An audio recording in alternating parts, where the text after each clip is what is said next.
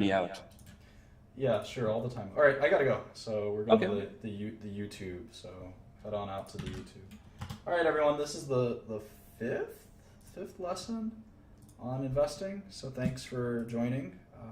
My name is Martin Shkreli. I'm your host for this series of investing basics. We're gonna go through a couple of things. Just give me 1 second while I load some files up. And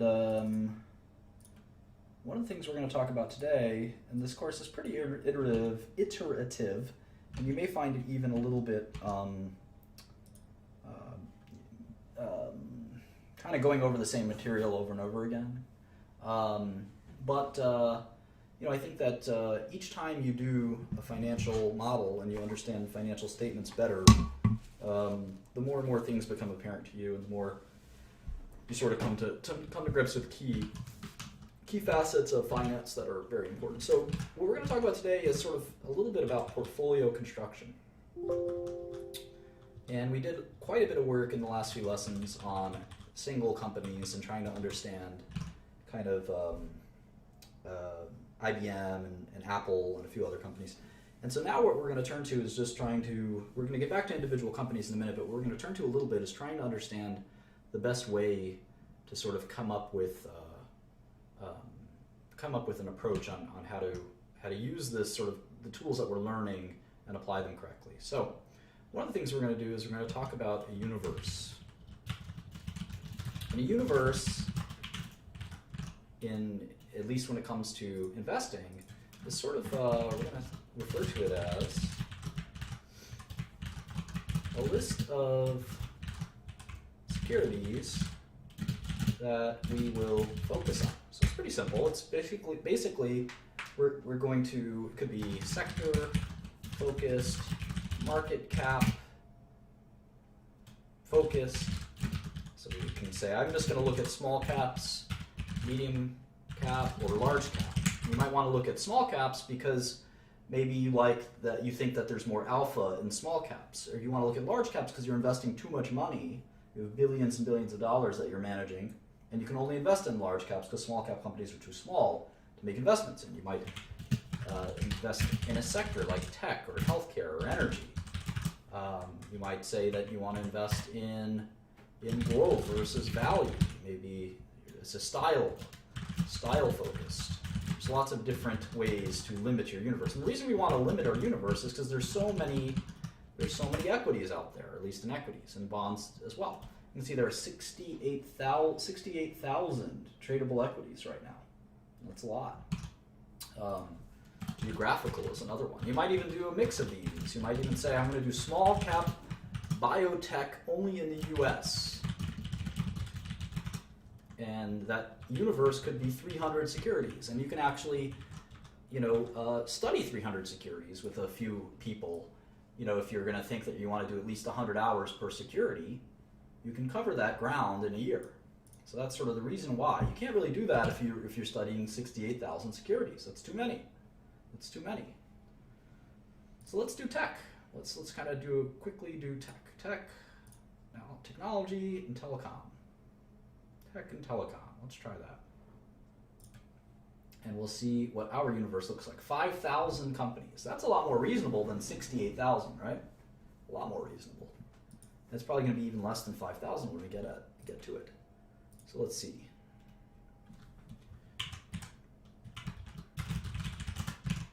All right, here's tech. So Apple, Alphabet, which is Google, I guess, Microsoft, Facebook. Those are the four biggest tech companies. AT&T, China Mobile, Verizon, Tencent, Oracle, Intel, Cisco, IBM, Taiwan Semiconductor, TSMC, SAP, NTT Docomo, NTT, not the Docomo, Vodafone, Qualcomm, Deutsche Telekom, DT, Tata. We talked about Tata yesterday, right? They're like the IBM. Or IBM's big competitor, I think. KDDI, I think that's a Korean. No, it's a Japanese company. BT Group, that's British Telecom. SoftBank, Baidu, Broadcom, who else? Texas Instruments, TI, Telefonica, EMC, America Mobile, that's Carlos Slim's company, right?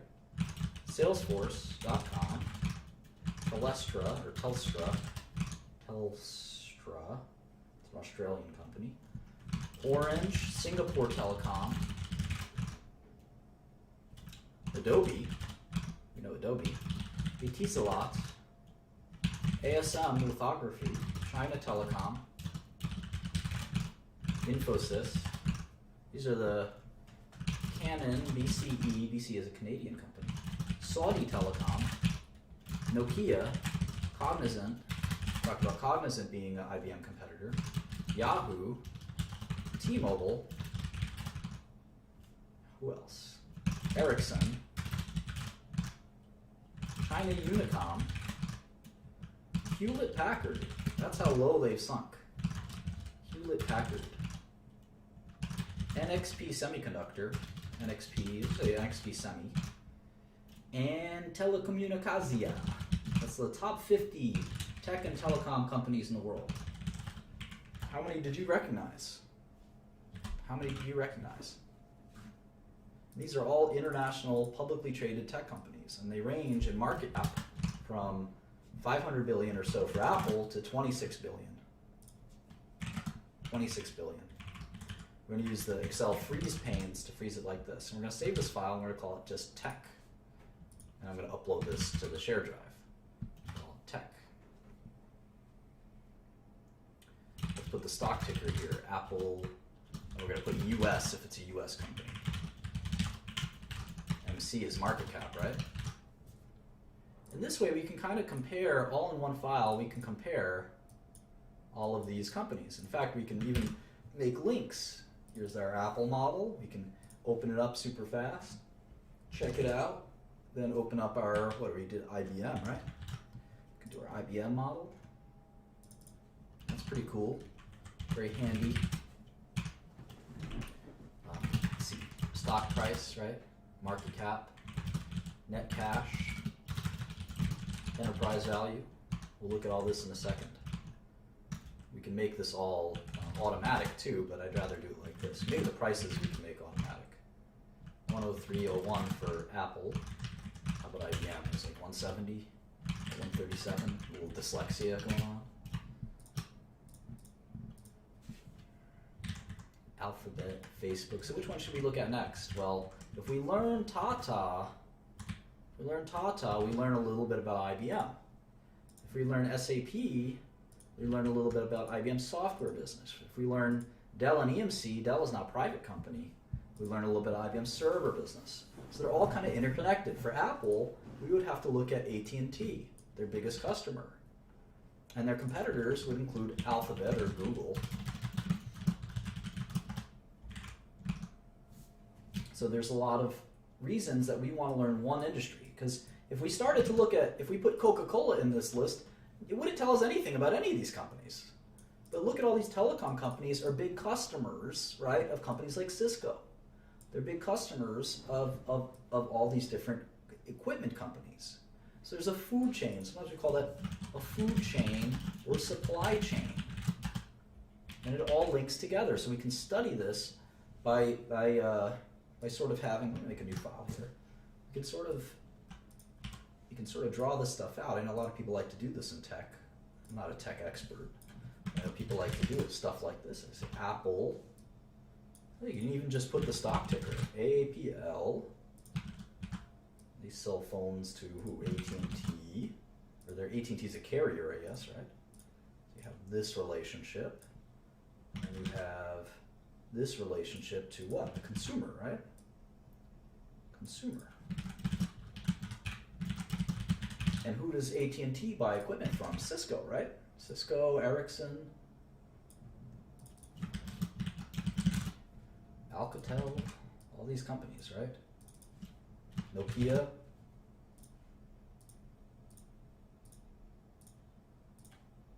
And so forth and so forth. And you want to understand how all this works. Does Apple buy Intel chips, or do they make their own chips? I don't even know. We'll have to learn all of this stuff.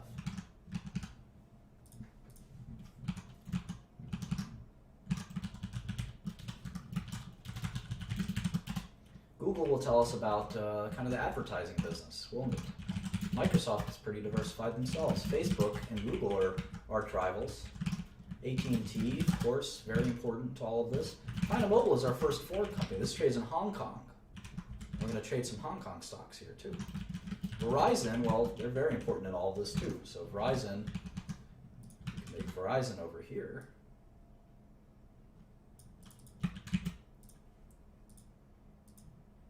We can make this as detailed as we want, or not as detailed as we want. Maybe we make it over here.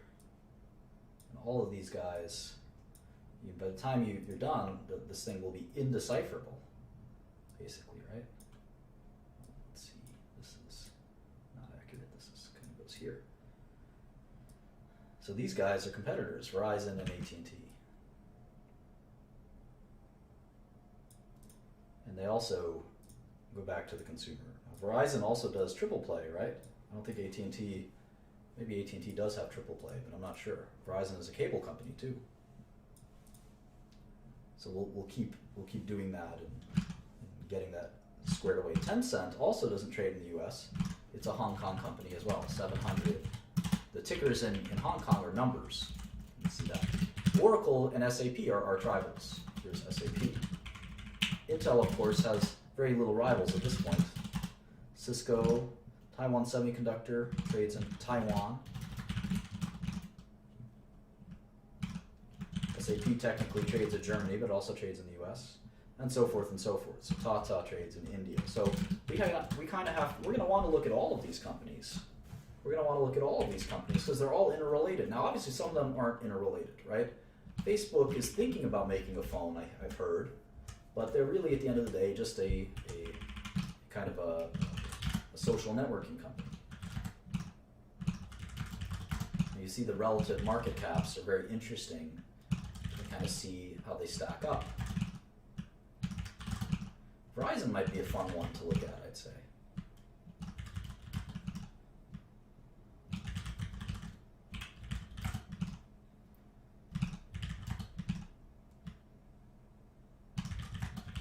Et cetera, et cetera. Now, how about some smaller tech companies? Let's go all the way down here. Let's look for like a tiny, not tiny, but a smaller tech company. Wow, there's so many. Hundreds. How many $1 billion or above tech companies are there? 700? About 701, exactly. Crazy. Do we recognize any of these companies? Half of them are Chinese. Look at that. All these Chinese companies. Let's stop when we really recognize one of them. Alarm.com? No way, that's a real company. Alarm.com. ALRM. And what the heck do they do? It's a $957 million company.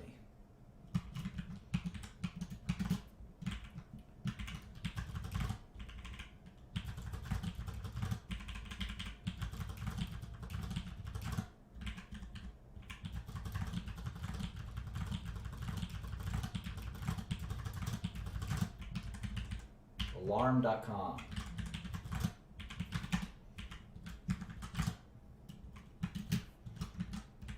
Let's check it out. Easiest way, go to their website.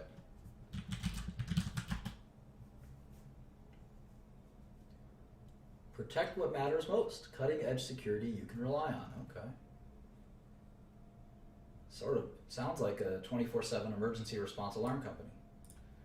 Basically do all kinds of monitoring and alarm devices, and they use your iPhone or something. They have a thermostat, video monitoring. It's like an all-inclusive kind of company. All right, well, why don't we make a model? Why don't we look at alarm.com? Never heard of these guys. Let's look at the basic 6 things. And it's fun to look at kind of these smaller companies. They're more exciting than Apple. They're more likely to have stock prices that aren't accurately reflected by the stock market. ALRM is their stock ticker. So I can look up their stock price very easily. It's $21.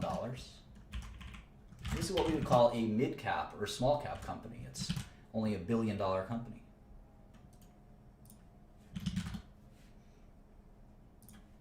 Go to my SEC search box. CEO's 3 alarm. Funny. All right, 10K.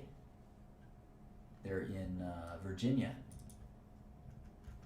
and they have 45 million shares outstanding. 45.582 million shares outstanding as of Q4 2015, at the end of Q4 2015. So that makes it roughly $1 billion company. This is much more reasonable, a $950 million company. It would take you $96 million roughly to buy 10% of the company. It's affordable. There's the 10K. All right. First page of the 10K. We are a leading platform solution for the connected home. Through our cloud-based services, we make connected home technology broadly accessible to millions of home and business owners. Software as a service. We're going to see this a lot in technology. SaaS or SaaS, software as a service. Blah, blah, blah, blah, blah. All right. I don't want to read this yet. I want to do the top 6 that I look at. Stock price, shares outstanding, market cap. How about cash? Do you guys have any cash? First thing I care about. Show me the money.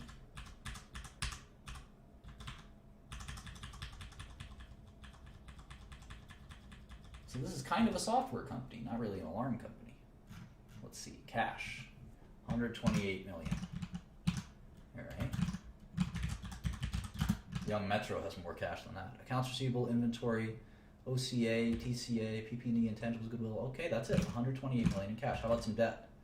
6.7 million I spy.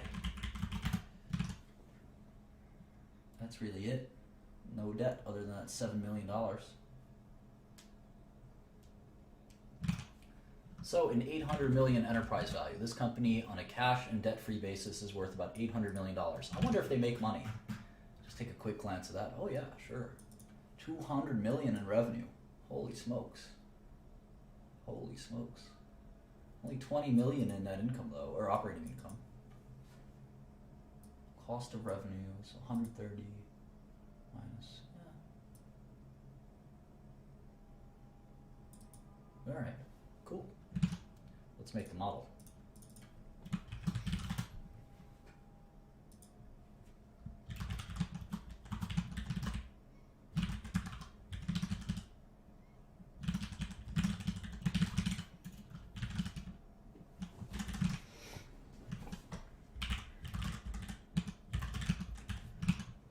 Look at that revenue growth. Pretty amazing, huh?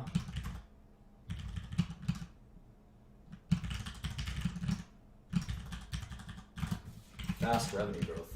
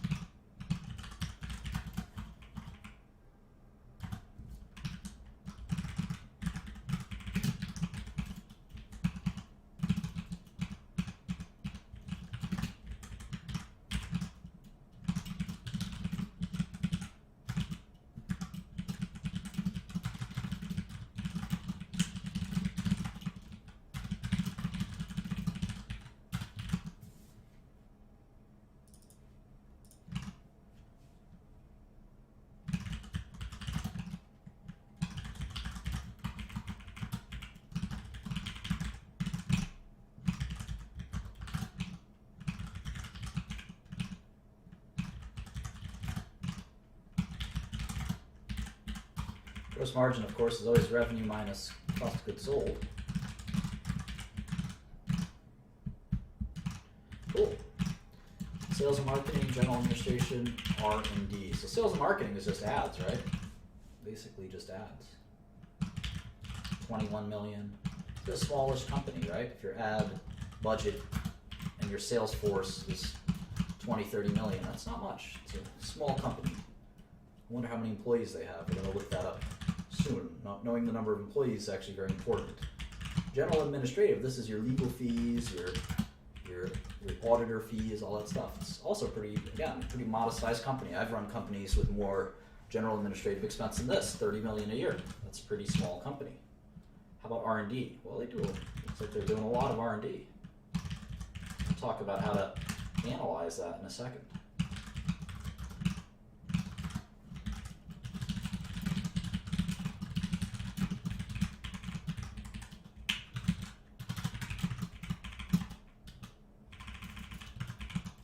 You can see their operating income has been rising. It's about 25 million a year.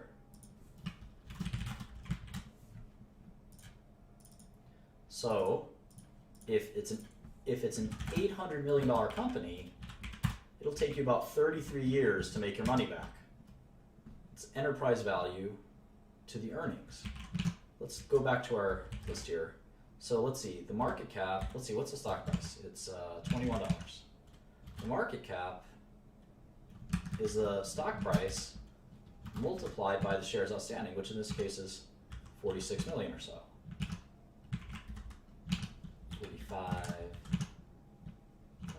582, is it? Yeah, 45,582. The net cash was 128 minus 7, so the enterprise value is this. All right. So now, if we do 2016 earnings, maybe, yeah, 2016 earnings, we're expecting let's say we're expecting 30 million, more than last year. A little bit more than last year. Well, we can say that the 2016 ratio of enterprise value to earnings is 27 times, or 28 times earnings. So it would take you 28, if you bought this company at this price, it would take you 28 years of the same number to get your money back. Now, revenue is going up so fast that in 2017, maybe in 2017, we'll make $35 million. So what's the multiple if you focus on that?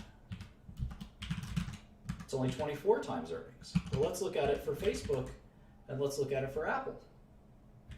How much net cash does Apple have? And let's look at it for IBM, I should say, not Facebook. All right, well, Apple has 5545 shares outstanding. 5545. The net cash is 152,776. So their enterprise value is 418. And we could just take what Wall Street is saying for 2016 and 2017. You can do this in Yahoo Finance too. They have this on Yahoo Finance. We do it like this.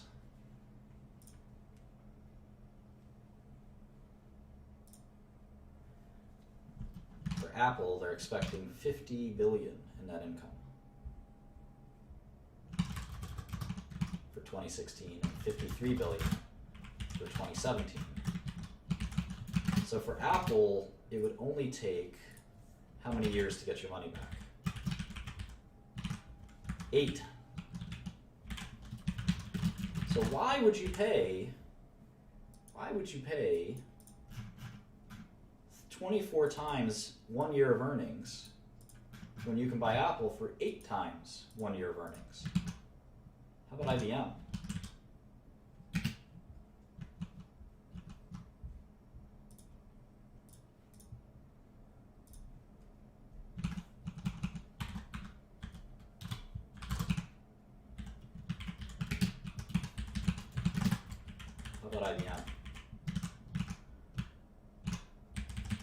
IBM is negative net cash, right? Negative 31,695.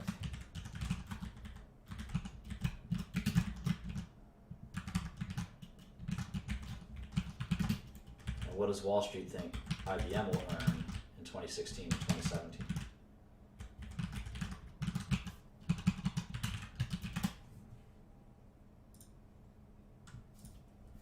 12,770,000,000 and 13 billion. So IBM is technically cheaper. It's not actually cheaper, but on an enterprise value to earnings ratio, it's 13 years. The company's worth 165 billion. If that doesn't make sense, stop and go back to the first few lessons. The company is going to make 13 billion a year.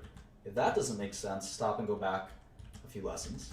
So on a ratio basis, you're buying a company for $165 billion. You could buy a share of that company.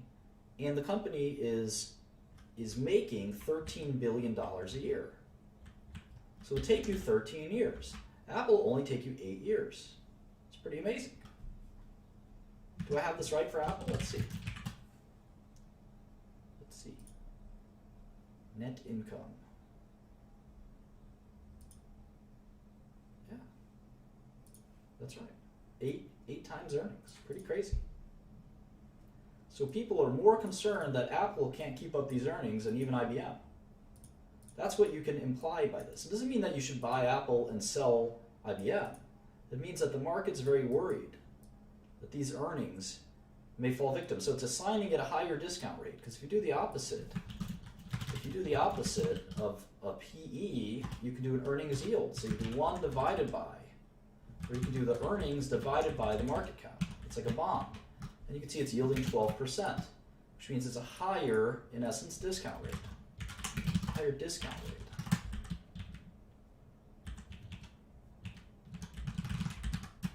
IBM comparatively is yielding 8%. So people think the risk of Apple is much higher than the risk of IBM. Does that make sense? What about Alarm.com? It's yielding 4%. It means people are really expecting Alarm.com to grow quite a bit. That's the way I interpret that. It's a very high growth project. Now, I think the discount rate of Alarm.com is riskier. The discount rate to the cash flows is riskier. But the reason investors are willing to bid so much for Alarm.com is because their earnings are growing so quickly.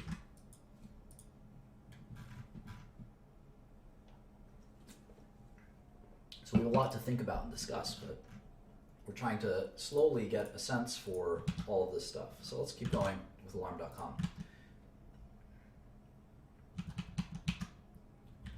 Why investors will pay so much for growth companies is something we'll talk quite a bit about, and it is a rational thing.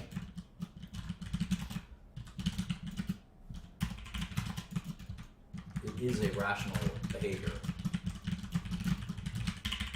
A lot of value investors don't think it's rational, but it's not necessarily wise. There's a lot of bad value investors, just like there are a lot of bad growth investors. And I'm the best, man. I'm just kidding.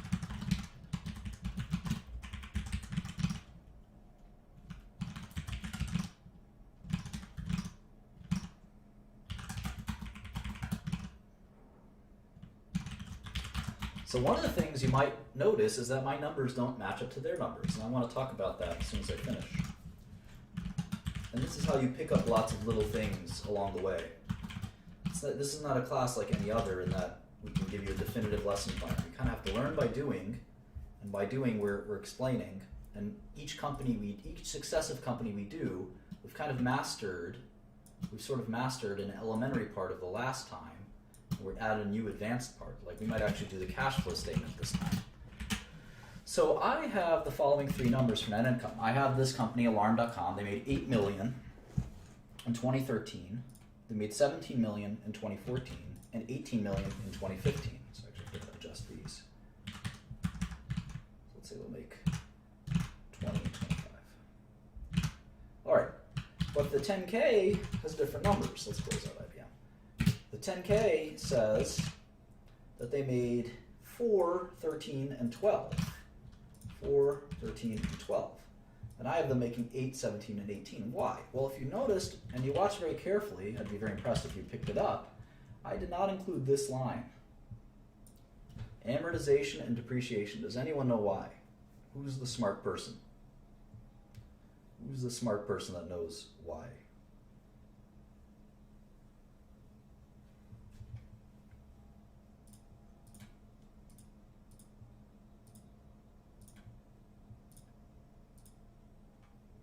It's a non-cash expense. Way to go, Gaslight.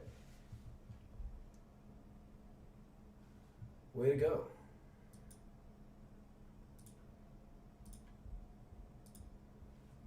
Excellent. You guys are, wow, you guys are really good, huh? God damn, look at this. Like 100 people know the answer. I'm so impressed. I got to be more advanced than this. Yeah, it's a non-cash expense. Now, it does mean something. It does mean something. But for my purposes, I'm going to exclude it. So I want to know what the real operating, I want to really understand the operating success of this company. You guys are really good. I'm proud. I don't know if I taught you that or you already know it. Either way. And keep in mind, we're doing this model in millions. You should always do your model in millions. Everything I do is in millions. Even when I go to the grocery store, I buy it in thousands of millions. I'm just kidding, of course. All right, so let's look at some more numbers, shall we?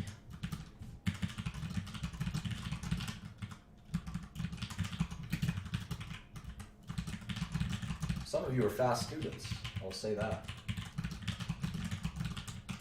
How about margins? Let's do revenue growth. These are the kind of the two metrics they always want to look at for any company. Revenue growth and gross margins. Get my microphone a little closer to me here. Try to move the keyboard away a little bit. Revenue growth. 25% revenue growth, very high revenue growth. We're not doing the blab anymore. It's no co-host worthy. I wish Akil would do it. Akil would be worthy. Margins have been declining. Interesting. Interesting. Oh, I got the wrong thing for margins. There it is. I was going to say, these are low margins for a software company. Margins have been growing. And you see that in a software company, you have pretty nice margins, 60% gross margin. Drugs are about 80, 90% gross margin. And this isn't even a full-blown software company. They have some hardware too here. The software margins have got to be really good. In fact, we can calculate that out. Software as a service gross margin, it's going to be kind of a complicated formula. Let's see. SaaS revenue minus SaaS COGS is SaaS gross profit divided by SaaS revenue. 80% gross margin on software. Well, software is easy. You just hire some programmers, right? There's no goods. It's all digital. So the cost of goods sold is just your programming costs. Pretty neat. I like to write adjust, by the way. Write adjust everything. If you guys ever make my models for me, and maybe I'll pay you money to do that. If you're my employee, you have to write adjust everything. I think that's best because the numbers add up like they would add up in addition. If you make them left adjust or center, they don't look as good. And that's why all of these numbers are right adjusted as well. That's how they're made. All right, so let's go to the queue real quick. And I'm wondering, these 13G filings are, remember, for owners who own more than 5% of the company. These are the big dogs. These are the big ballas. That's a technical term. Let me write that down for you. When you file a 13G filing, 13G or 13D filing, you are a big balla. So let's see who owns this company. ABS Capital Partners, Stephen Trundle, maybe the CEO or something, who knows. And, Franklin Resources, a big mutual fund. I'm friendly with some of those guys. And you have the 8K filings, which are the current reports. So we see 10K, which we know. Now we know the Schedule 13 filings. Let's look at this 8K. An 8K is sometimes called a current report. So it's any news, any material news, current report. And you can basically get everything you need just from the SEC filings. So any material news has to be in 8K. And if you look at the actual Form 8K, you can see here, it looks like an SEC form, and it just says, we issued a press release. Attached, please find the press release. Well, here's the press release, and it's the quarterly press release. So pretty simple stuff. And you can see they give guidance. So they're actually saying, for 2016, we expect total revenue of $236 to $240 million. Let's go to our model. Well, last year was 209.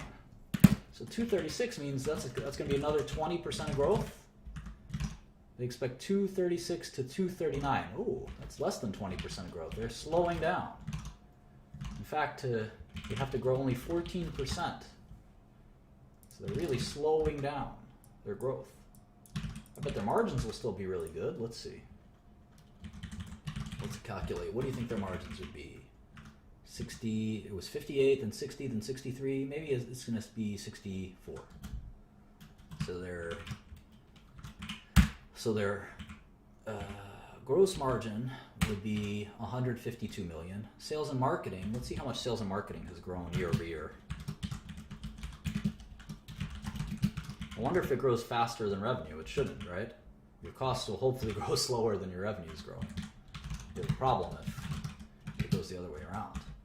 Well, they're definitely investing in it. It keeps growing. So let's assume that their costs grow by 10%.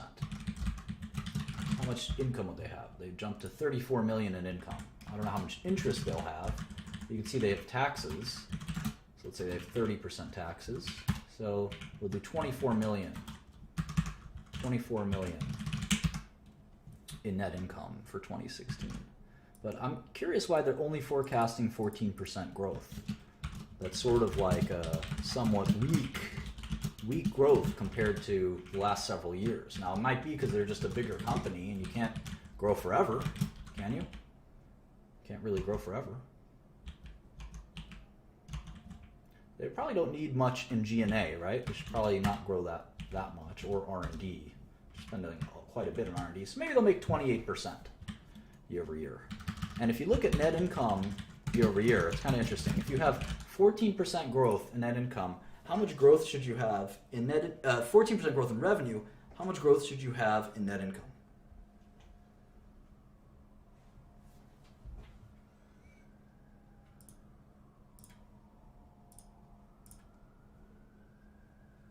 I'm not using analyst ratings. I've never used analyst ratings. Buy, sell, never.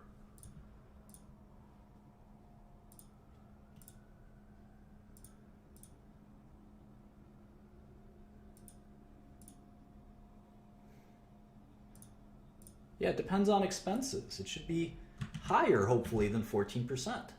That's called, we call that leverage. Leverage. And I'm disappointed that so many of you got this wrong. I'm disappointed that so many of you got this wrong. If revenue grows, so let's say this is 2015. This is 2015. You have 100 million in revenue. And this is your lemonade stand. It's the most successful lemonade stand ever. I used to give more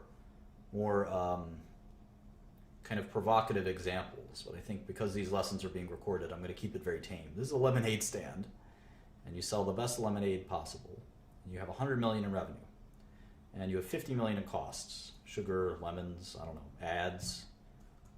It's a very simple income statement. Very simple income statement. You have Phil Kobe's here. So you have 50 million in profit. Well, let's say your revenue grows by 10% for 2016. What's your revenue? It's 110 million, right? And let's say your costs only grow by 5%. That's what, 50, help me out here, 52.5 million? Right? So what's your profit? It's 57.5, right? Or there's more than that, it's 67.5. I need a calculator, hang on.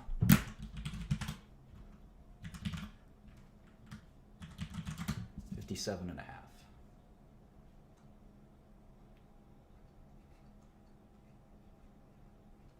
So what is the percentage increase? It's more than 10%. We call that operating leverage. What if the costs grew the same amount? Would X equal 10%? Let's see. Change this to 10%. We change this to 55, right?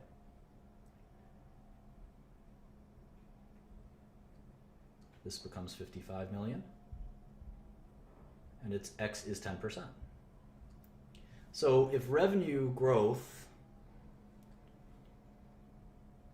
is greater than cost growth, Therefore, revenue growth will be greater, or net income growth will be greater than revenue growth. And that's what we hope. We hope that we don't have to, we can grow our revenue faster than we can grow our costs. If that makes sense. All right.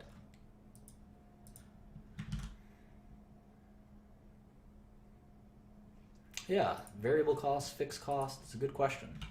You can have a variable cost, but this still has to, it's a necessary cost. Anyway, let's get to the 10Q. Or at least we have the press release for the Q4 results. So let's pop those in real quick. Let's pop those in.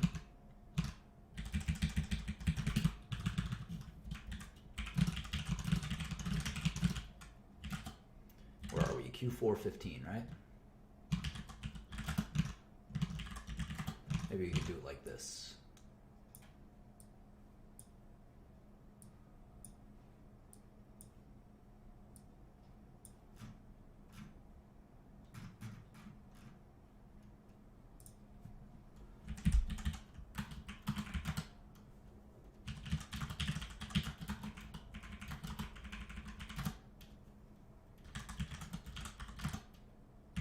It's crazy that their biggest expense is R&D. It's almost like they have a lab studying alarm technology. It's pretty advanced stuff for an alarm company. Now again, I'm excluding that amortization and depreciation. We're going to get back to that in a second when we go to the cash flow statement. Since you guys are so fancy and you know everything, I'm going to hit you with the cash flow statement. And we'll see how smart you are then. You'll have your brains turn to mush as you ponder cash flow statements. What am I doing here? What am I doing? I need a line. Here we go. All right, and to copy paste, we're just going to copy and paste everything and put it there. We're going to, let's see, maybe make this even a little bigger. Trying to see that Q4.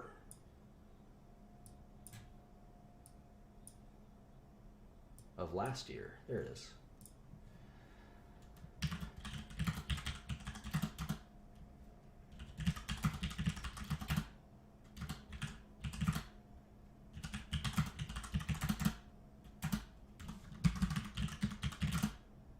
Oh, did I? Oh, look, I made this in thousands. I made this in millions. Uh-oh. SpaghettiOs. I gotta fix that. Let me change it around.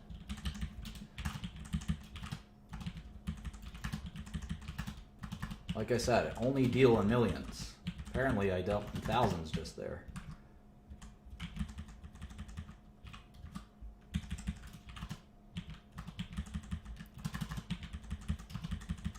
There we go. Easy peasy.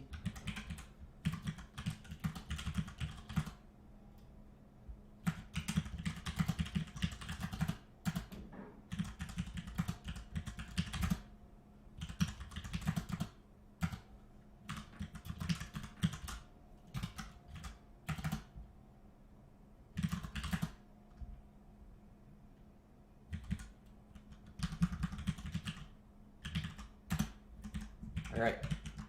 I wonder how much revenue grew in Q4 year over year.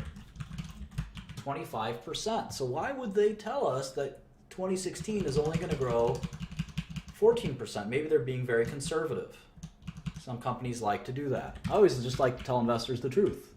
This is how I feel. I might be off up, I might be off down, but that's how I feel. Look how fast their costs are growing. Costs are growing faster than their revenue. Crazy. Madmen here. Their R&D is exploding. And that's why their net income is not growing. They actually made, even though their revenue grew by 25%, their net income fell. Crazy. These guys are really investing in their business. They may be just overspending. Never know. That's why you have to judge management and see if they're making smart investments. All right, let's go to 10Q for Q3. We're pretty slow here. We gotta pick it up. And again, it's pretty good because you can just copy and paste these formulas.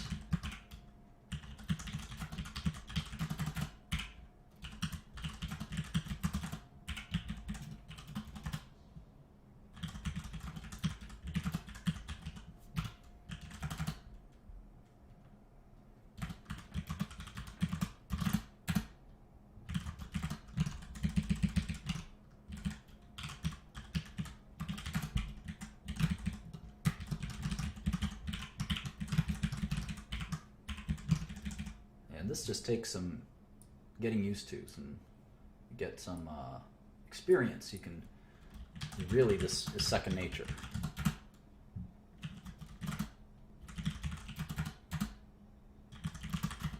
And that's why you have to practice. I mean, there's no two ways about it. You got to do hundreds of these, and then you really start to learn. You got a sixth sense about business, and this is all free. You can sit here and model companies all day long, all day long. That's what I do all day long. You get a sixth sense about business. You really do. You just got to focus on one industry because you learn a lot by learning each of these companies. Like if we thought that there were too much R&D expenses here, we could go to Alarm.com CEO and say, you know what, I look at every other software as a service company and they don't spend as much on R&D. You guys are wasting money. But you can't do that if you're covering beverage stocks and software stocks. That you don't have any credibility. And it's important to have some credibility. At least that's my strategy. There's other people that like being diverse in sectors, and they call themselves generalist investors. I don't quite trust that. And you know what happens when Young Metro doesn't trust you. This company just went public. I can tell because they only had 3 million shares outstanding, and that jumped to 20 to 50 million shares. That usually happens just before you go public with an IPO. If Young Metro don't trust me.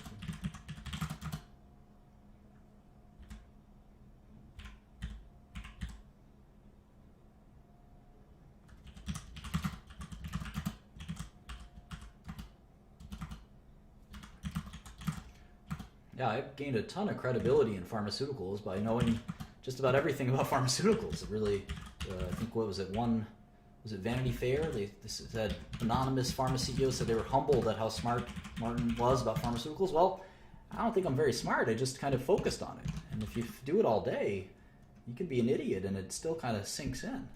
See, these guys don't have that many 10Qs because they've only been public for so long, so they never filed a Q1 10Q. Isn't that cool? We can actually use the 2015 numbers to reverse engineer it. 2015 minus these 4 quarters, three quarters, and we'll get a full year number.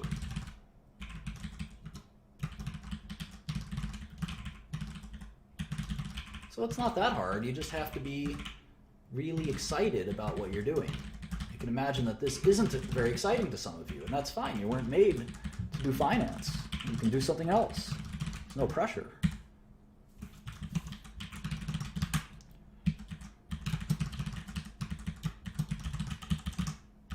I don't think I'm a genius. I just think I love pharmaceuticals, so it becomes so easy for me to study hundreds of pharmaceuticals because I love it. If I didn't love it, I wouldn't do it. I would hate sitting here and doing this all day. I love investing too.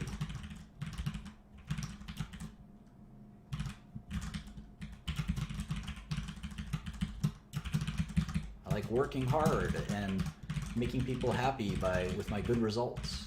It's a great feeling.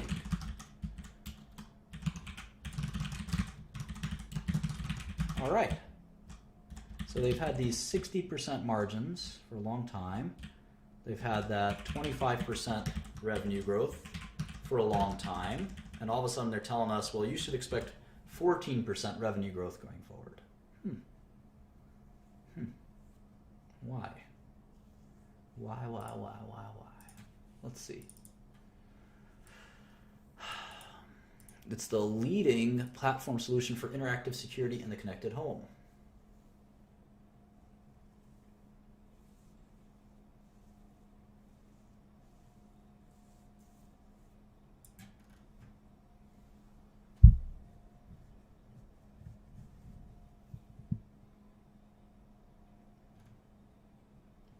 gave us guidance for Q1. They said 39.4 million for Q1. 39.4 million for Q1, which is pretty similar to last quarter. That's why their revenue growth is slowing down. They know what, well, that's still 25% growth. So how the heck are they going to slow down that much? Just seems to me that they're being too conservative. They're being too conservative with their numbers. And I don't personally like it when companies do that. I think they should just be honest.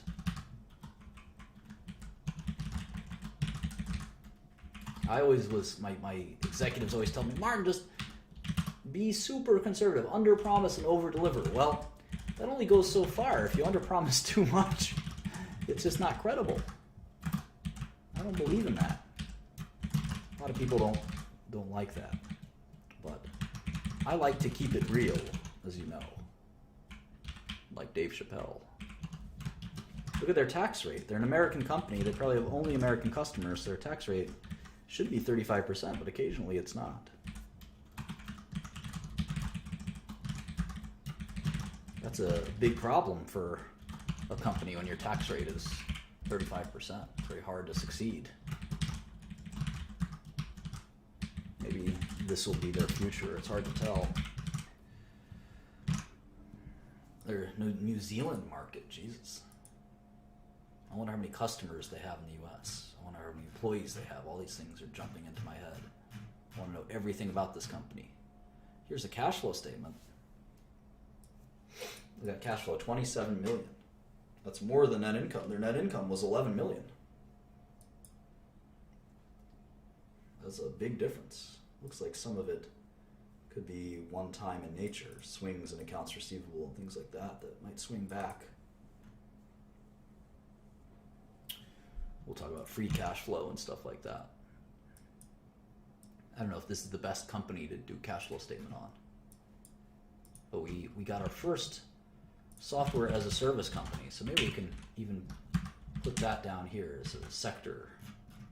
Software as a service. You're going to see a lot of these. Anyone know what the biggest software as a service company is? Who knows their software?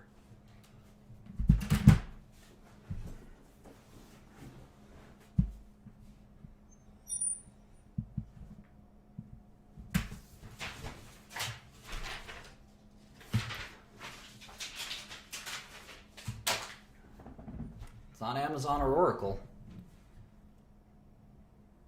Q1, Q2, it's quarter one, quarter two. It's Salesforce.com is the way I would think of it. Definitely Salesforce.com. I mean, pure play company. Software as a service, I would say. Salesforce.com. When I think of software as a service, I think of a company that is charging you a recurring monthly fee, something like that. That's software as a service to me. Salesforce.com. Yeah, maybe Oracle, but Oracle is more of an enterprise. In fact, let's write that down. Oracle Enterprise Software. And Salesforce is kind of like hybrid enterprise software as a service. This is IBM, I'm writing consulting. Consulting off outsourcing. That's what IBM is. Pretend that they're the cognitive computing bullshit, but it's all they are is a consulting and outsourcing company. How about Apple? Consumer electronics? Right? Consumer electronics? What's AT&T? Telecom? Maybe we just call it carrier? Or just telecom? Verizon's telecom, China Mobile's telecom, and maybe we just take telecom out and we move it to the bottom. We say, I don't want to look at telecom. I hate telecom. Put telecom down here. Maybe you don't hate telecom. Maybe you just want to look at it separately. Apple's gross margin is about 40%, I thought.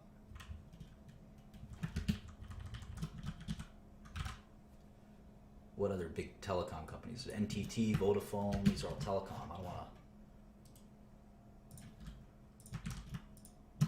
treat telecom separately. It's kind of like a separate business.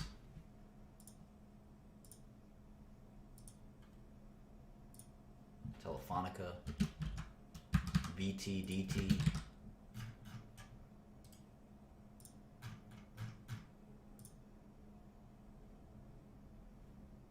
What's Alphabet?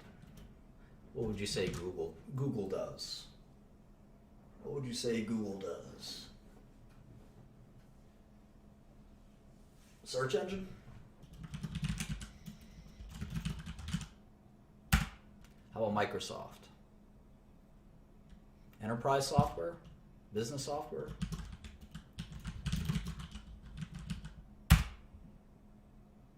Facebook? Search engine? Or social? Cloud computing? Web advertising? How about Tencent? I don't know Tencent that well. Tencent's like a portfolio company. Intel is semiconductors. Cisco's networking equipment. TSM is semiconductors. I think Qualcomm's like a weird mix of different things. It's like licensing revenue and stuff like that. KDDI, isn't that a carrier? I know BT is a carrier. Let's move that down there. Look at carriers kind of separately. Carriers are a lot of fun to look at. We're going to look at AT&T. And that's a great one to look at cash flow and CapEx and things like that. That's a great one. Yeah, Amazon's up here. Amazon's a retailer, I would say. Oh, maybe Amazon isn't up here. Maybe Amazon isn't. It's up to Bloomberg. Bloomberg doesn't consider Amazon a tech company, I guess. Freaking Bloomberg, huh? I don't see Amazon up here. Well, we don't have to listen to Bloomberg. We can add our own Amazon. Who asked that? Cameron? Cameron Nauer? I know you, Cameron. You're a smart cookie. You're a smart cookie. What do they call Amazon? E-commerce discretionary. And it would be the fifth biggest. It would be the fifth biggest. I'll just call that retail. E-retailer, e-commerce.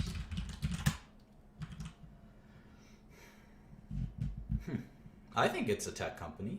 It's sort of a mix of retail and tech. Why not? It's up to us to include it where we want it, right? Texas Instruments, this is a semiconductor company.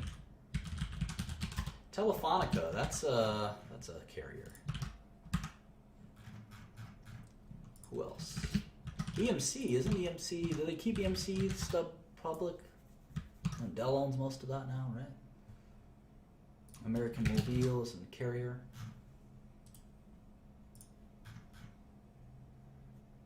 Adobe, there's a software company.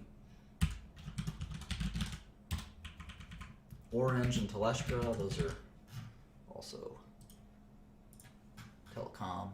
China Telecom.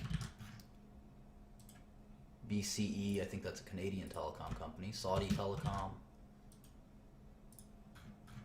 So if you exclude the telecom, the list is, at least the biggest companies, is a bit smaller. It's a lot of fun. I like tech. I almost did tech for a living. T-Mobile and Ericsson is not. Is China Unicom a carrier or a provider? I don't even know. I think Telecommunications is as well. We can always go back. T-Mobile? Where's T-Mobile? Did I move that already? Yeah. Baidu is a search engine, right? Broadcom, semiconductor. EMC is hardware, let's just say hardware. SoftBank. I don't know a lot about SoftBank. Well, we want to, like, the same way we want to segment tech, we kind of want to segment tech and not just do tech and not do healthcare or not do consumer or not do energy. We also want to sub-segment it because tech is such a big industry. We want to kind of get it into start with just one subsector. We'll pick that subsector soon. We'll pick it, in fact, we'll vote. We'll vote and pick it together after we do a couple each. Nokia's, I don't think it's consumer electronics anymore. I actually think it might be networking equipment. Yahoo is, Let's say internet. Let's just say internet. Maybe that's fair. Internet. Let's see, what else? We only did the top 50, so it's after Telecomunicatie is Swisscom. That's a telecom company. How about Intuit? That's a TurboTax company, right? Is that software as a service? Maybe. How about Changhua Telecom? I'm guessing that's a carrier, but you can check on that later. Changhua Telecom, of course. And is this Telefonica? TDV? Telefon Venezuela, I think. Televena. Telenor. These are all the little Norwegian. That's a Norwegian telecom company. We've got Yahoo Japan. I think Yahoo Japan's so valuable because they have Alibaba. Now, where's Alibaba on this list? That's also e-commerce. So let's make a e-commerce list. Sectors. Consumer goods, consumer services, retail, general retail. Where's e-commerce? Where's e-commerce?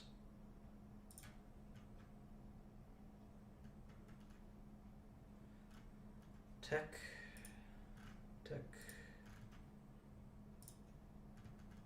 internet. I don't know, where'd it go? I want whatever Amazon is in. Whatever Amazon is in. Let's see if this will work. This would just go into here. So, oh, there's Amazon. Nestle. What? Is this just every company? What is going on?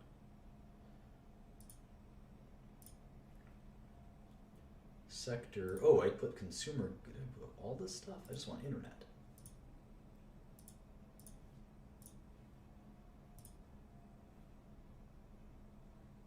See, Amazon is not in here. That is annoying. Let's see if we can do it a different way.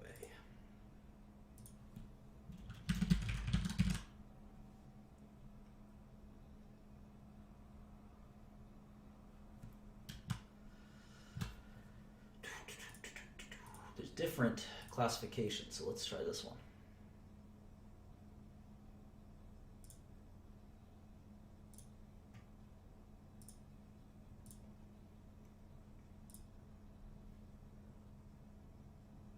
Mute. Oh, we'll move that. There we go. Amazon and Alibaba and JD.com and eBay. Right, so we got Amazon, which we already put down. Alibaba is 178 billion. Alibaba, which is Baba, actually 179, a little bigger than Amazon. All right, let's go back to here. Well, no, we're doing this in market cap order, so we're going in order of the biggest companies. So some of the companies you're mentioning are too small. Applied Materials is a semiconductor equipment company.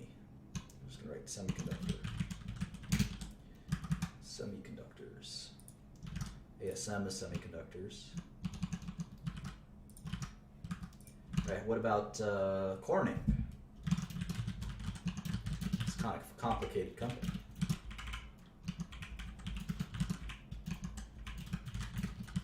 Well, NXP Semiconductor is a semiconductor company. I think we're pretty confident in that. What does Hewlett-Packard even do anymore? We'll call that hardware? Poor Hewlett-Packard, huh?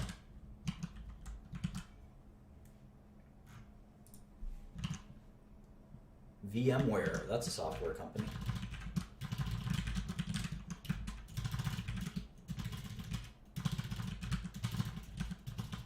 Oops, we got fat fingers today. Is that software as a service? I don't know. Enterprise software, security software? Telia Sonera, that's and Telecom Italia, those are both carriers, I think. These foreign carriers are very interesting stocks, I must say. ARM Holdings, I think that's a semiconductor company. Yeah, I know it's virtualization software. Fujifilm. Fujifilm. Interesting. Wipro, that's another consulting company.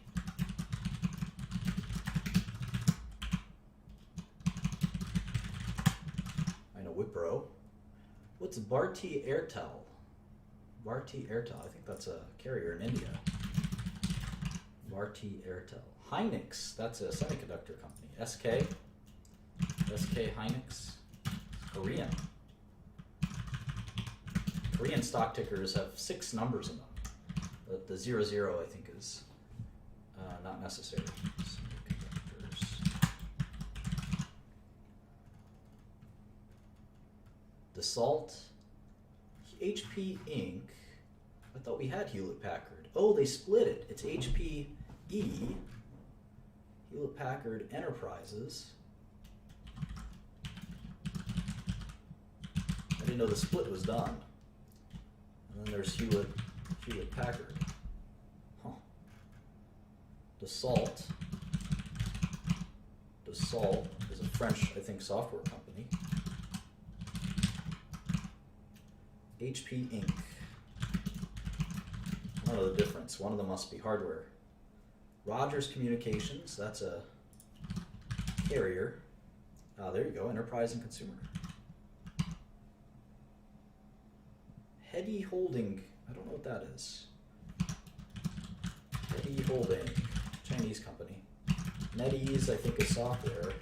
Level 3 Communications, it's not a carrier, Level 3? Pretty sure it is.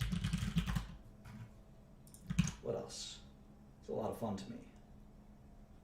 HCL Tech. I don't know HCL Tech. I think it might be a consulting company. Indian. Cerner. I know what Cerner is. That's a healthcare company. NVIDIA. That's a software company. I'm their biggest customer. Semiconductors.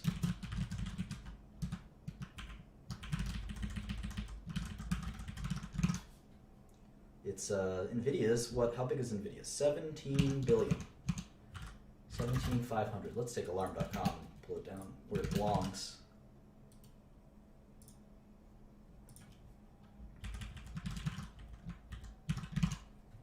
Who else? TELUS. That's and Telefónica Brazil. Those are both carriers.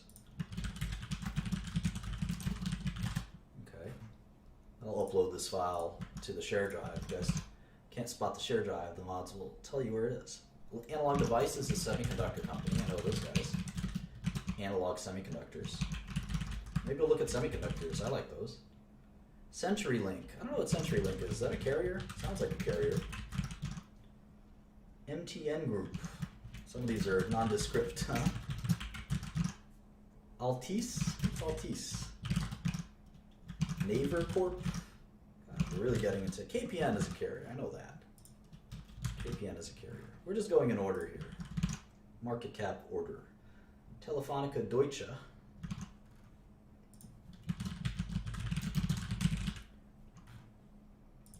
Is it a cable company, CenturyLink?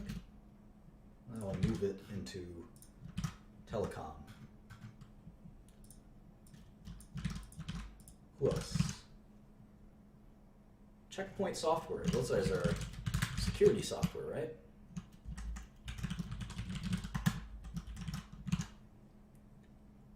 SanDisk. There we go. That's a hardware company.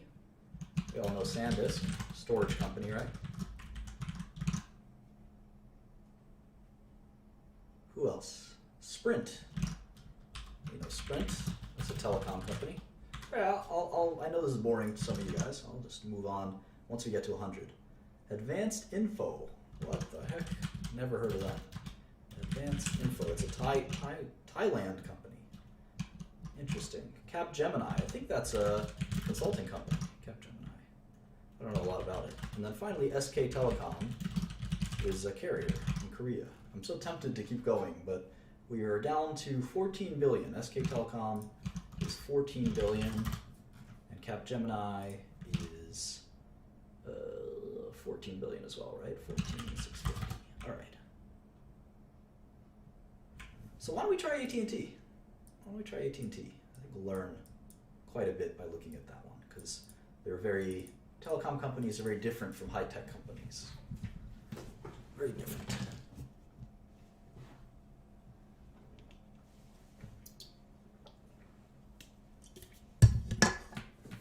All right, let's make a new model. Let me put this over here. Don't need the stylus. All right, let's close our alarm.com model. We'll get back to it someday, I'm sure. Let's make the link. Let's make that link. Here it is. Let's do AT&T real quick. What's the stock price of AT&T? It's $37.93. All right. We're going to look at the 6 things that we care about the most. And this time we're going to do a cash flow full model for AT&T. This is going to be at least an hour, so buckle up. And this is going to be a real roller coaster. I feel like I should drink a cup of coffee. Maybe I will. AT&T stock ticker is just T. It's kind of nice. And I always save my models as the stock tickers. Maybe I'll brew a coffee. Give me 5 minutes while I brew a coffee. I got to go ham on this one. You guys are in for a treat.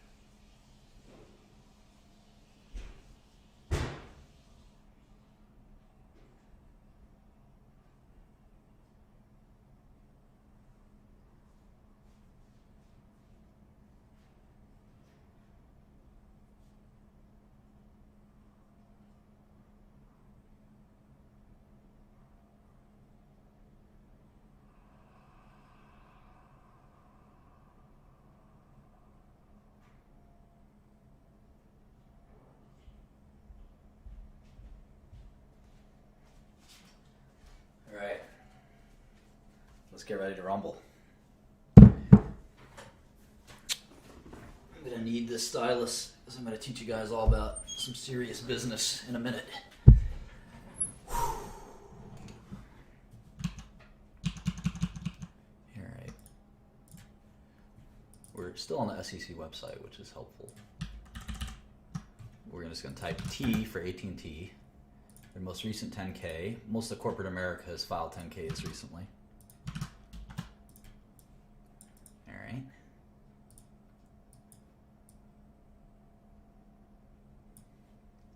AT&T, headquartered in Dallas. Didn't know that. Dallas, Texas. 6.1 billion shares outstanding. 61.51. It's a $233 billion company. It's about half the size of Apple. It's a little bigger than IBM.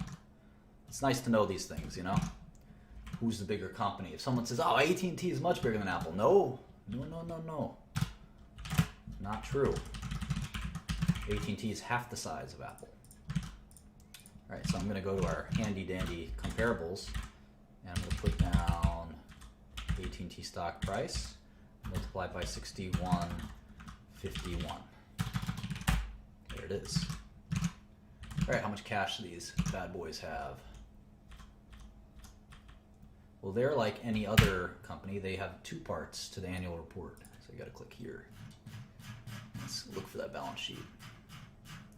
My eyes can just spot the structure of a balance sheet even though I'm scrolling like this. I immediately see it. You too will develop this sixth sense. All right, cash, 5121, $5 billion in cash for AT&T. Accounts receivable, prepaids, other current, et cetera, et cetera, et cetera. Investments in equity affiliates. I'll count that. Why not? YOLO. So they have $6.7 billion in cash. How about debt? Holy smokes. Look at this. Long-term debt, $118 billion. $118 billion. They have $7 billion in cash and $118 billion in debt. So the enterprise value is a whopping $345 billion. Debt maturing within a year is another $7 billion. So AT&T is the most debt that we've ever seen in a company. The most debt we've ever seen. And they even have this pension debt, which is $34 billion, which is quite a bit. Quite a bit. I wouldn't underestimate that. Pretty important.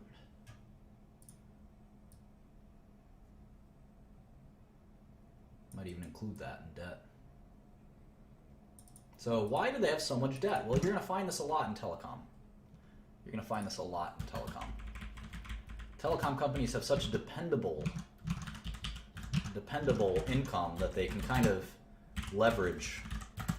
They can leverage with debt, but it can be tricky as well. We'll talk more and more about this. But no, it's not about size. Look at Apple.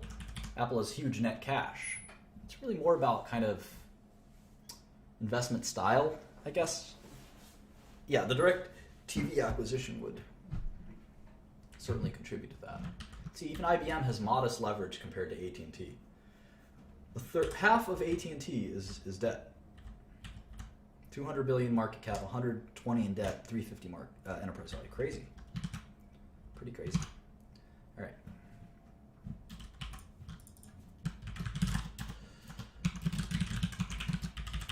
First quarter, second, third, and fourth quarter of 2014. Same thing for 2015. The year is divided into 4 parts. We call them quarters, 3 months apiece. Unless someone is asking that very basic question.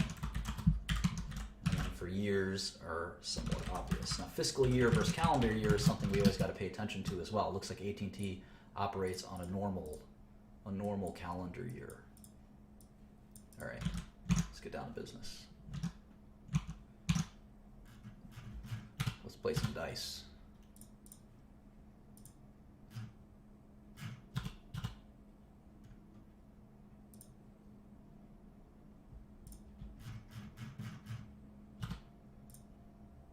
All right, here's I'm out of the 10Q. I went to the 10K. I'm into the 8K for the Q4 earnings release. If that makes any sense to you guys. Maybe I'll just try to move it over here. All right. So here's revenue, and they have 2 different kinds of revenue. You know, all these companies have different breakdowns. They have services, and then they have equipment. So service is something like having a cell phone with AT&T. Equipment, well, you can guess what that is. Although they can also tell us in the 10K, because it's not that obvious to me. So $42 billion in quarterly revenue. That's a lot. That's up there with the Facebooks and IBMs, huh? Sorry, someone's giving me a message. It seems very important. It's from my friend Joe. Oh, I don't think it's that important, actually.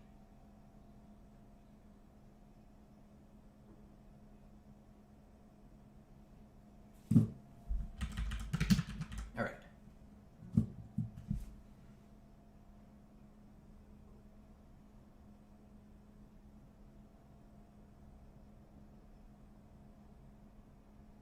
Sorry about that. All right. Cost of services. Equipment 5868. broadcast, programming and operations, 5645, other, 8178, SG&A 8419, and I'm going to include depreciation and amortization.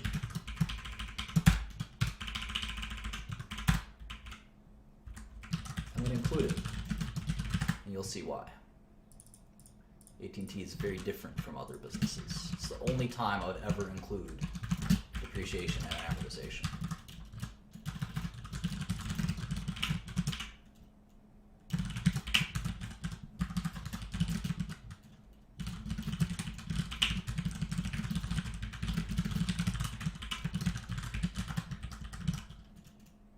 Interest expense. Look at how much interest expense they have.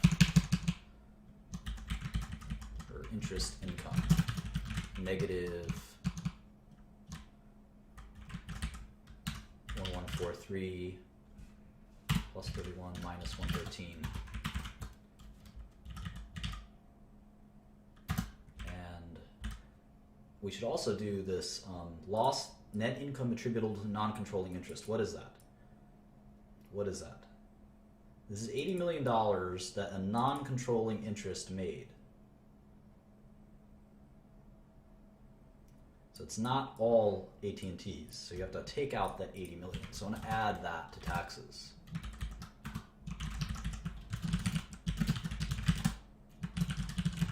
Call that minority interest.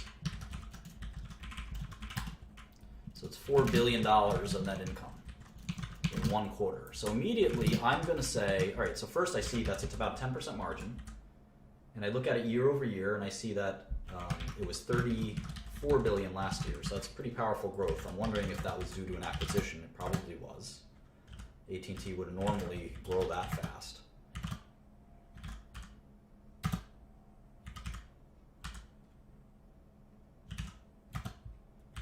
These numbers are bizarre. There's a lot of GAAP and non-GAAP issues I think we're going to have to contend with here.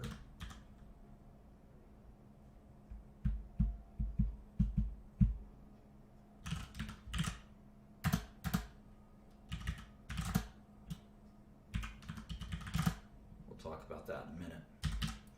Very bizarre. But $4 billion in net income. So that tells me if they're going to do $12 billion in a year, or $16 billion in a year, that's a 22 years to making your money back, if that makes sense. It's a crude measurement, but it's always interesting to sort of quickly get a sense for that. And we're going to slice and dice this a million ways, trust me. The first thing we're going to do is triple check this. It seems like there's some one-time cost or something funky going on in here. I don't think they had $15 billion in SG&A, for instance. I think there was probably some one-time cost. Abandonment of network assets, I'm not including that one-time cost.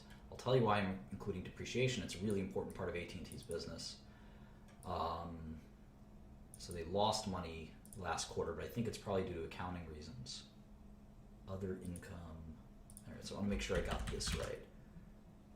Minus 143, equity in net income plus 31, other expense. Okay, so here it's minus 856,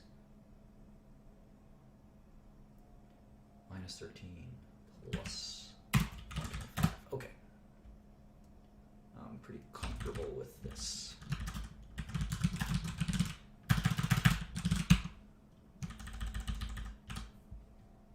Let's see if AT&T gives us like a GAAP, non-GAAP breakdown. I think that would be very valuable. A lot of companies do that. You can see they have a lot more shares outstanding in 2015. They probably issued stock to do that acquisition. This will be fascinating company to look at. Let's see if they do GAAP, non-GAAP. They definitely give us business segments, wireless, fixed, legacy voice, etc. Video entertainment. See if they give us, there's a balance sheet, cash flow statement we'll get back to. They have subscriber data. This is really important stuff. See if they do non-GAAP. Here we go, non-GAAP reconciliation. Interesting.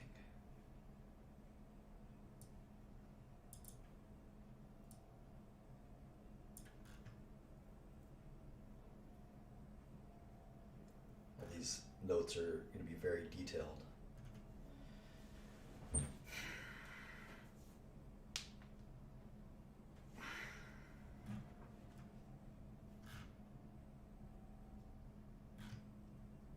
So they're telling us that our adjusted EBITDA, there's an actuarial gain or loss on a benefit plan. This is hilarious stuff. So this is going to be coming out of SG&A. So I'm going to take this SG&A, which they reported to be 14.765, and I'm going to remove 7869 because they had a one-time cost. And then you can see all the numbers flip amazingly. So now operating income is 4.5 billion. There's another, I guess they book that actuarial gain or loss. Fascinating, huh? So we can do an EBITDA line here, earnings before interest, depreciation, and amortization. We can do that by taking operating income and adding back D&A, depreciation and amortization. We'll see how close we get. Here we get exactly the same number. It's 14,009. It's 14,009 in EBITDA. But we need their adjusted EBITDA, right? So we're going to add this whole kind of mess back in. It's all this mess.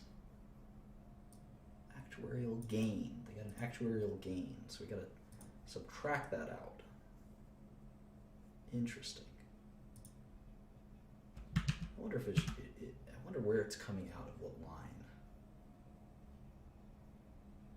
Maybe it's a separate. Maybe it's in the other line. It could be the other line.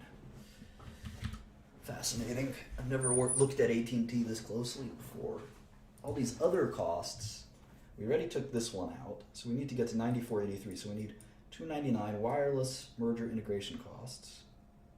Includes other, so let's see, other cost of services. Just subtract from here.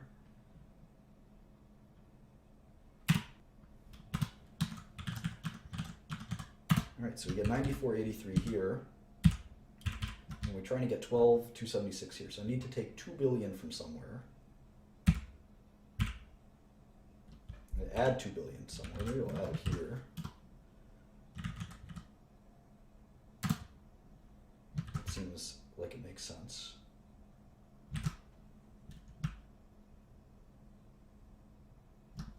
Then the other, I have to subtract 36, and there we go. It's 12,276 EBITDA. This is such complicated accounting. Now, operating income, they're saying it should be 7 billion versus 5 billion. So here we're close. It's 4916 versus 4980. Here, there's amort of intangible assets. I think we can add that back to D&A. So subtract 1273. There we go, 7072. Perfect. Here, we do the same thing with DNA.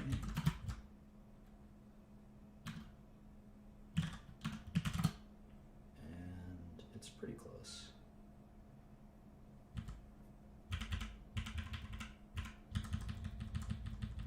All right, so yeah, getting these quarters exactly right is pretty tedious because of their crazy, you see all this reconciliation. Accounting in telecom is pretty dense stuff. Let's move on to the 10 key. And it's our choice as to how much we're going to take their numbers or their adjusted numbers. This is definitely a bear of a company to model. Some of them are going to be practically impossible and difficult. I won't say practically impossible, just difficult.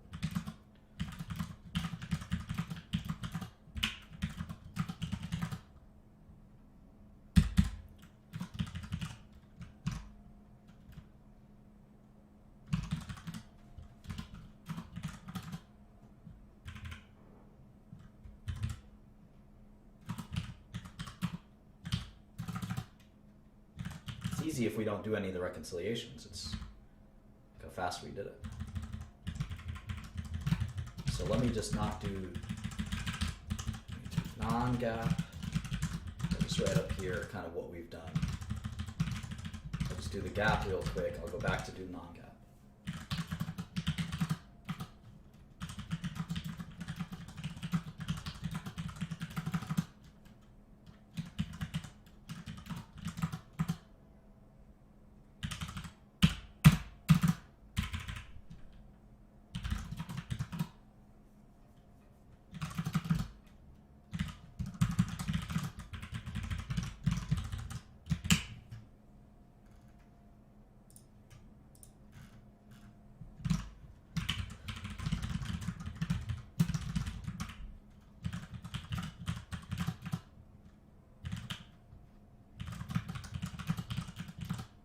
Looks like they, at one point, had cost of services and sales, and then just SG&A, so they put it all together.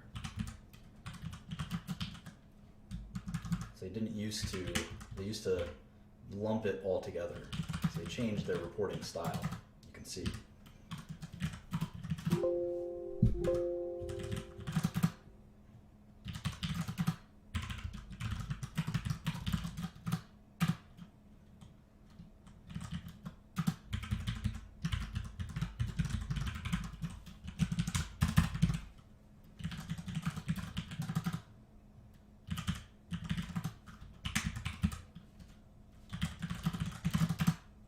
More granular, that's a term you should be familiar with. Granular, more detail.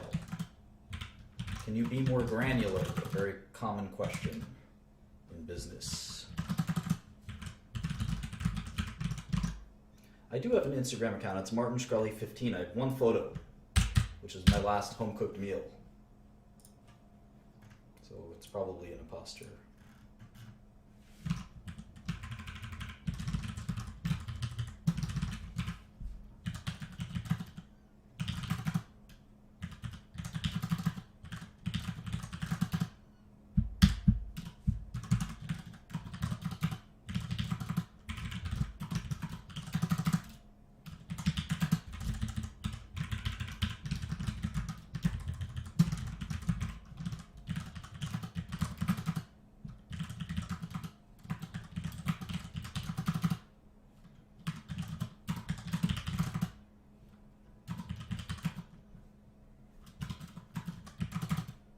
All right, so we got 8 quarters or so. Got 8 quarters or so.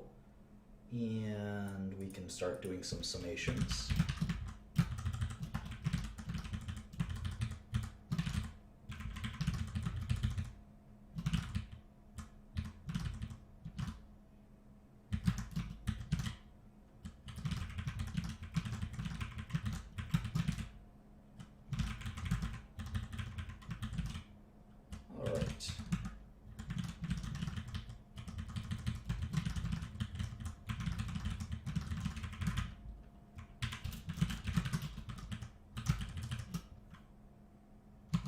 Very consistent revenue, isn't that interesting? Prior to their merger, every quarter, 29 billion, 29 billion, 29 billion, 29 billion, 29 billion, 29 billion, and then it jumped up due to the acquisition. But you can expect consistency from a telecom company because the customers are the same customers every quarter, basically.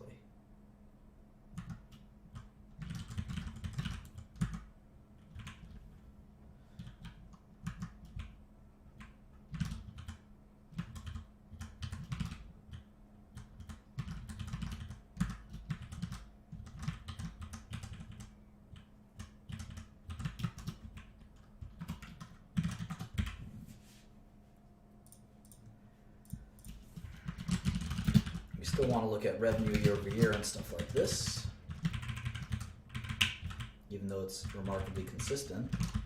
There's that 0% growth until the acquisition hit.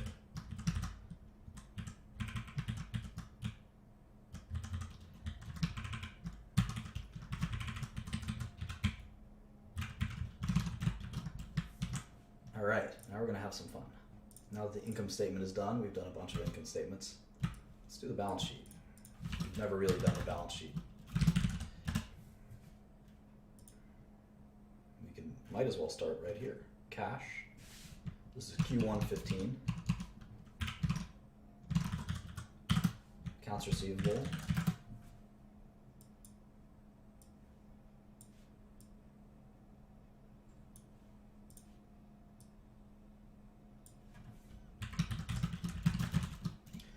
paids, deferred taxes, other current assets, PP&E, intangibles, or let's say intangibles, licenses, investments, other, and then total assets. Those will be our columns.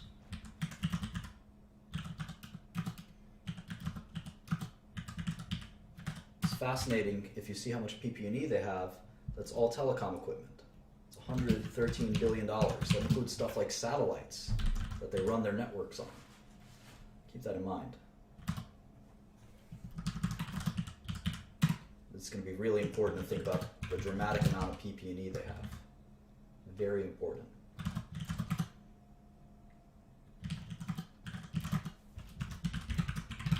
So the sum is the same as their sum, 308. Debt, 8181 plus 88272. So we like to make that our own thing called net cash, right? It's our version, our blend of cash minus their blend of debt.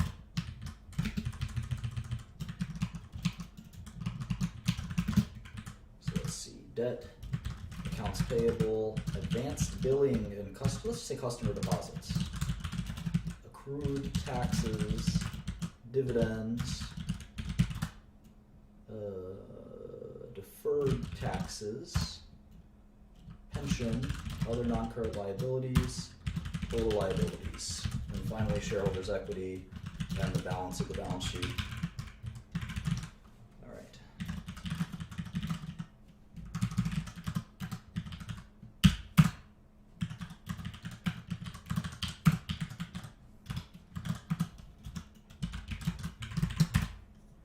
Okay, so 220 billion in liabilities, 87, 104 in shareholders' equity. The two balance out to 308 billion. Now we're going to do the cash flow statement. How does the cash flow statement work? What does it look like? This is our first time. This is our first time for everything. So this is our first time looking at the cash flow statement. Make sure my date doesn't get angry.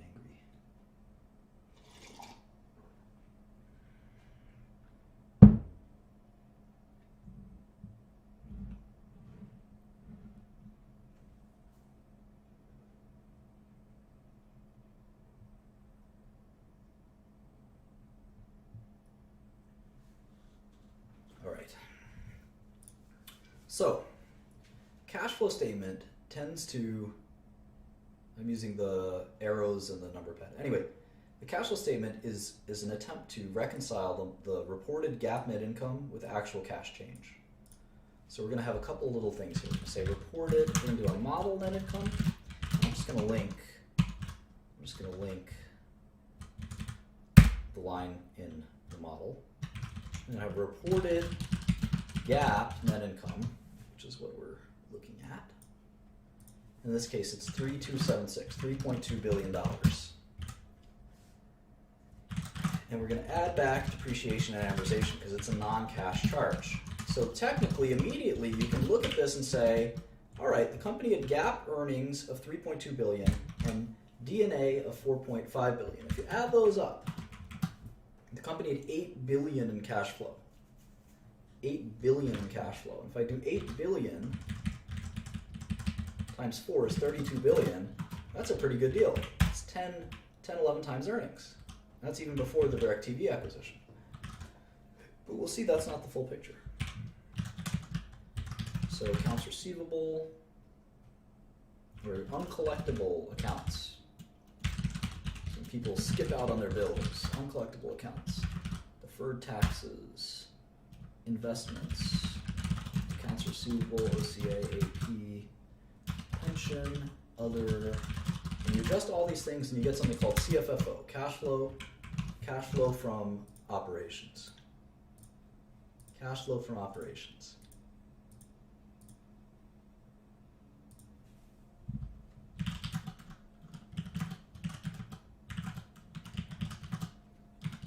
And why do we make all these adjustments for other things? It's interesting. It's an interesting story.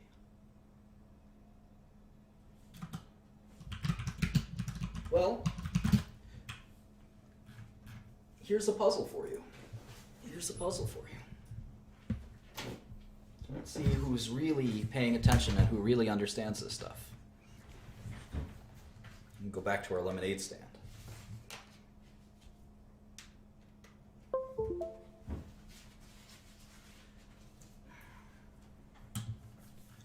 All right, so this is our lemonade stand company.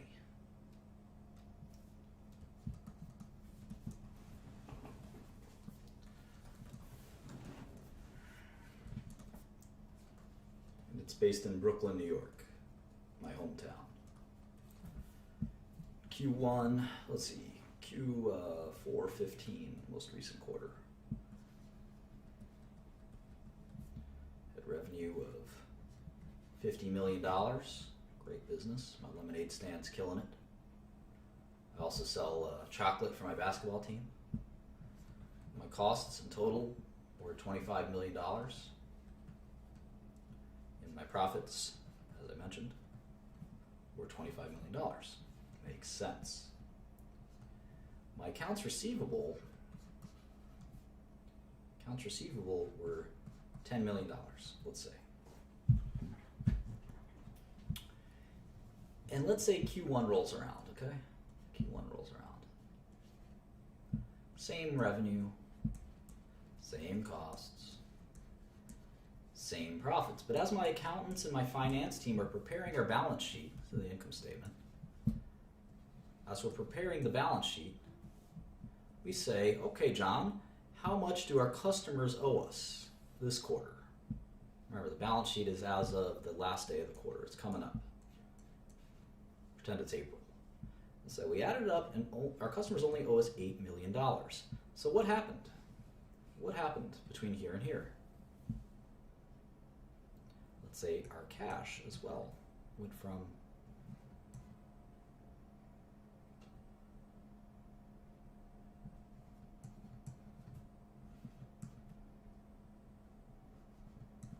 Can you tell me kind of what happened here?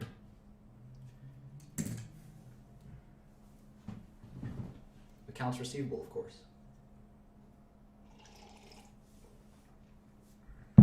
Well, we had outstanding debts from our customers of 10 million. At the end of the quarter, we had outstanding debts of 8 million. We didn't lose any revenue. We made the same amount of revenue. We generated the same amount of revenue, the same amount of profit. But we got paid an extra $2 million of cash. Our cash went up from 50 million to 77 million because we had 25 million from our profits and 2 million from collecting extra collections. So what about the cash flow statement? This is interesting. Our net income, according to GAAP, was 25 million. We didn't have any depreciation and amortization. We don't have any equipment in our lemonade business. We did have a positive change in our accounts receivable balance of $2 million. That's why our cash flow from operations was actually $27 million. But every quarter is different. Sometimes, in the summer especially, we get more customers who buy on credit. So our sales maybe go up a little bit, our costs go up a little bit, our profit goes up a little bit. But our accounts receivable jumps, let's say, to 18 million. We get all the people in the hood who want to buy it on credit. How much does our cash go up? How much does our cash go up? Who's got it?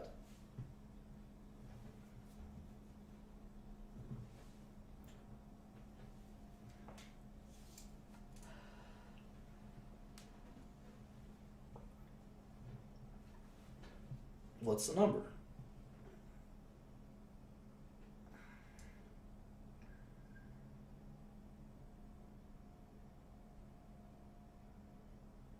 So many different answers. Crazy.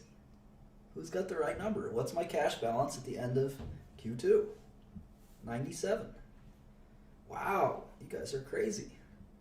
This is the easiest question. Of course, it's 97. I made $30 million in Q2. At the end of Q1, I had 77. So that's 107 right there. But my accounts receivable grew by 10 million, so I must have not gotten paid 10 of that 30 million. That's going to be 97. Pretty easy. How about the cash flow statement?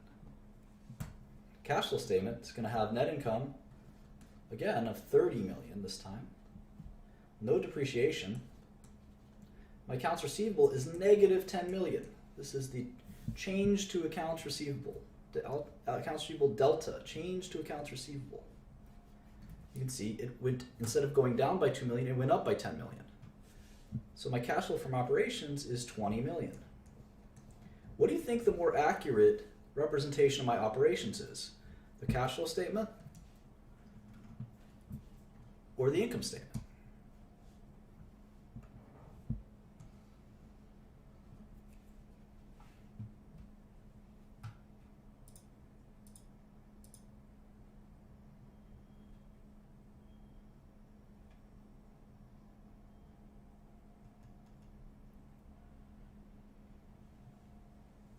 It's the income statement.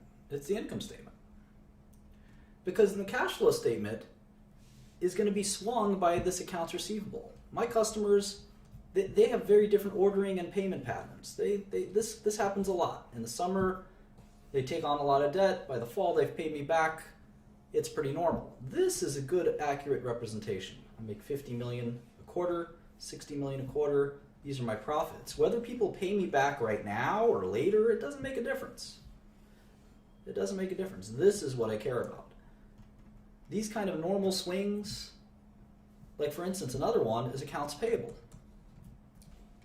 Let's say my lemonade stand people, they said, you know, we're going to order extra supplies, and my accounts payable balance goes from 5 million to 15 million back to 5 million. Well, I just made $10 million because I used all my supplies and I paid for them in Q2. I don't have to pay for them in Q3, or Q2, excuse me, I used them in Q1.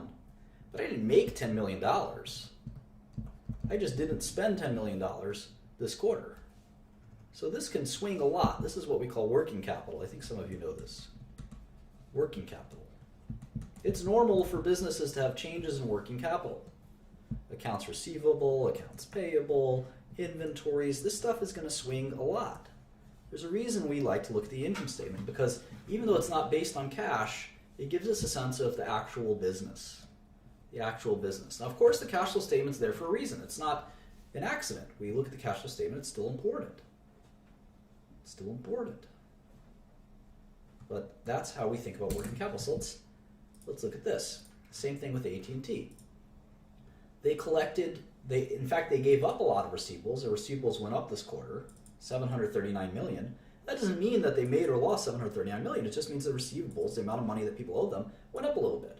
Accounts payable went down a lot, 1.8 billion. But it's all kind of working capital. It's not called CapEx. CapEx is a little different. We're going to get to CapEx in a second. So cash flow from operations was 6.7 billion. There must be something wrong here. There must be something wrong here. Your brain should not like this. There should be some dissonance, because you'd say, hold on, the income statement, two different income statements, our income statement and the company's reported income statement are both roughly $3.2 billion. So we have two sources telling us AT&T made about $3.2 billion. Okay, fine. And we're going to use that to calculate discount rates and all that stuff. But then they're telling us that they actually generated $7 billion in cash. What happened? Why are we even looking at this income statement if it's so off? How is this possible? Well, the answer, there's three parts to the cash flow statement. There's CFFO, CFFI, and CFFF. And this is pretty complicated. And that's why we save the cash flow statement for these advanced lessons, or slightly more advanced lessons. The reason's complicated. Obviously, the biggest correction in all of this is the depreciation and amortization. There's so much depreciation and amortization that the cash flow is actually way above, way above net income. And if we add it up, we sum all this up, we can see why. But what does that mean? What are we depreciating exactly? What the heck is depreciation? Let's find out. Never say depreciation, by the way. It's depreciation. Depreciation and amortization. What's the difference? First of all, does anyone know what the difference between these two things is? They're both write-off methods. Both writing off methods. Writing off. Or we call that expensing methods. What's the difference between these things? Expensing.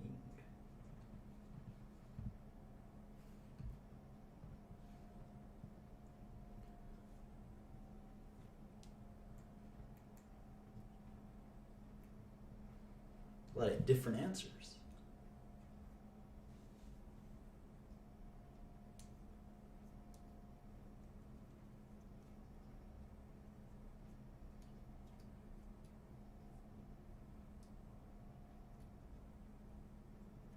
Yeah, a good way to look at it is depreciation is how we expense tangible assets or property, plant, and equipment.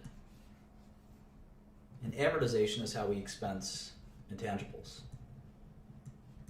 That's a good way to think of it. Now, what's a property, plant, or equipment? As a refresher, it's any expense which has a useful life greater than 1 year. And the rule on any expense like this is we're not going to include it in the balance sheet, in the income statement.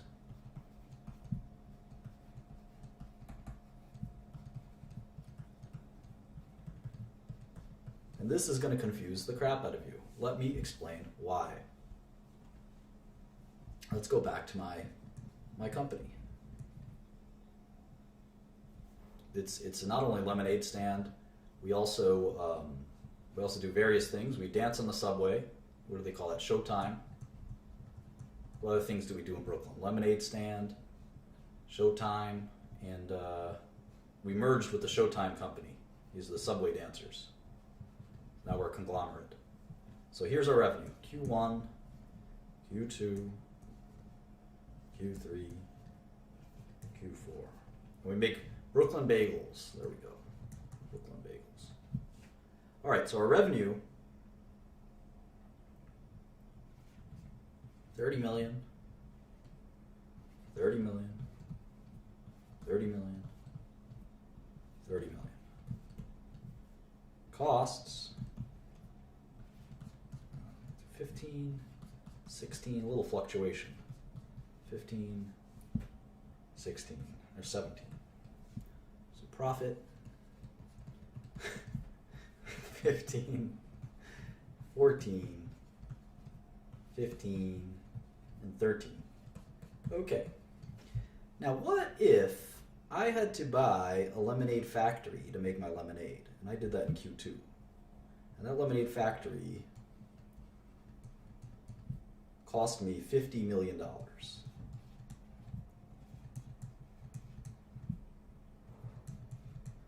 And I'm going to use that lemonade factory. Let's call it the lemonade factory. I'm going to use that lemonade factory for the next 10 years.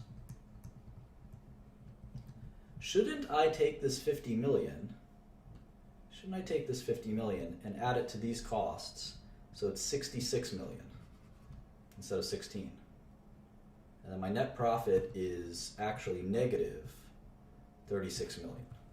Is that right? Is that wrong? Why? Maybe someone can tell me.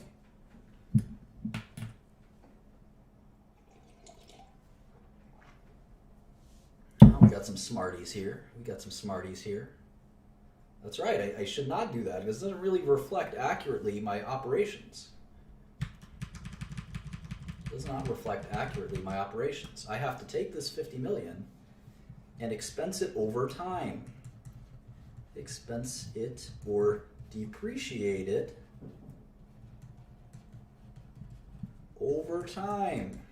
And how much time? Well, it's 10 years. That's 40 quarters. So 50 million divided by 40 quarters is $1,250,000 a quarter. So it should go in here. It should go in here. This should be 16.5. This should be 18.5, etc.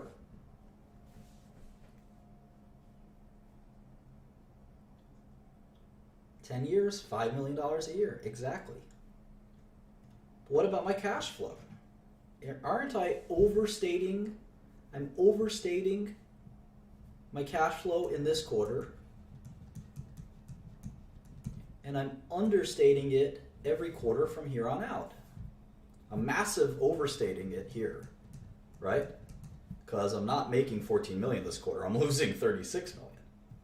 But then every quarter from here, there's a slight understatement. You might say, well, why is this?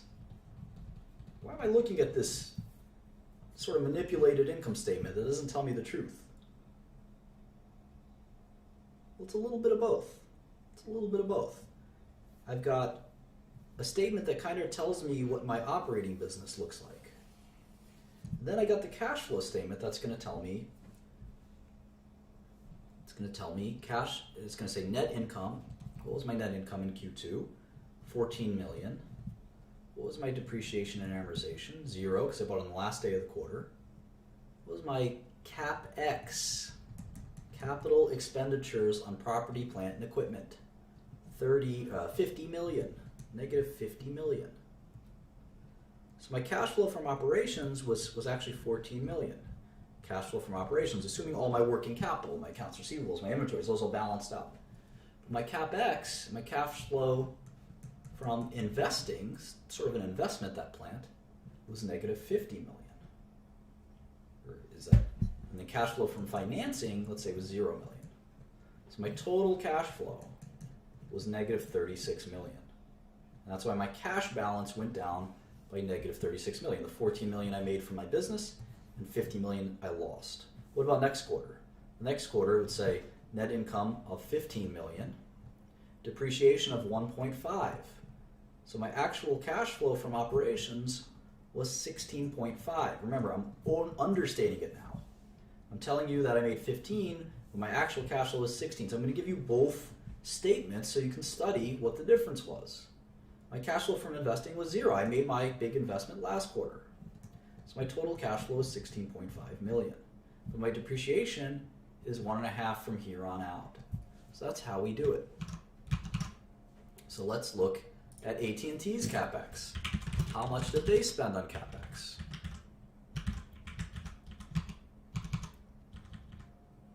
$3 billion, 3,848. So when you take cash flow from operations and you subtract it from CapEx, we have a word for that. Does anyone know what it is?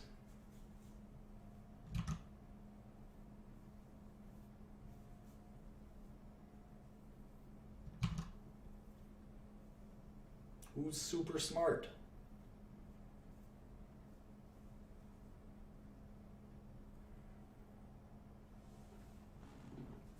Free cash flow, correct. My people. Looks like they have this interest during construction. I'm going to include that. Let me hit you with that too. Here's acquisitions, dispositions. I like turtles.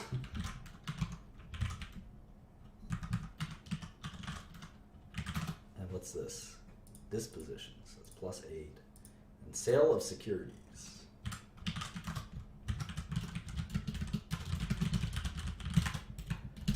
Free cash flow somewhere else. Cash flow from investments. So they made 6 or 7 billion from their business, but they spent 22 billion, including 20 billion on acquisitions. Wonder what they acquired. That's the kind of thing we're going to have to follow up on. What did they acquire? I'm curious now. And then here's their cash flow from financing. This is all important stuff too. Debt. Issuance of debt. Let's just make it all together, just call it debt.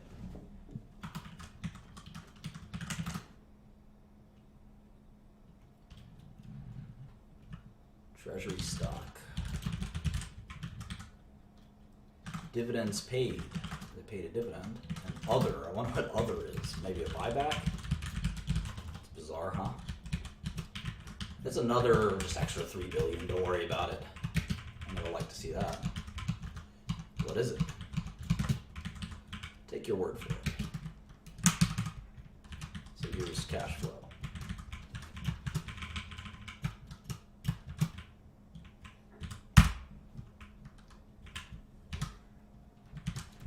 All right. So that was fun. We did our first glance at a cash flow statement. We talked about expensing complicated things like CapEx. We sort of set up a kind of comparable sheet for tech. We have four models now: Apple, IBM, Alarm.com, and AT&T. And we're learning all about business. So let's, there you go. Nextel Mexico and Lucicell. So that's an even 2 hours. I'm going to go do some other things. I hope you enjoyed it. We'll continue on this vein, looking through the tech industry to learn something about investing and finance. So I hope you had fun. Talk to you guys soon. Bye.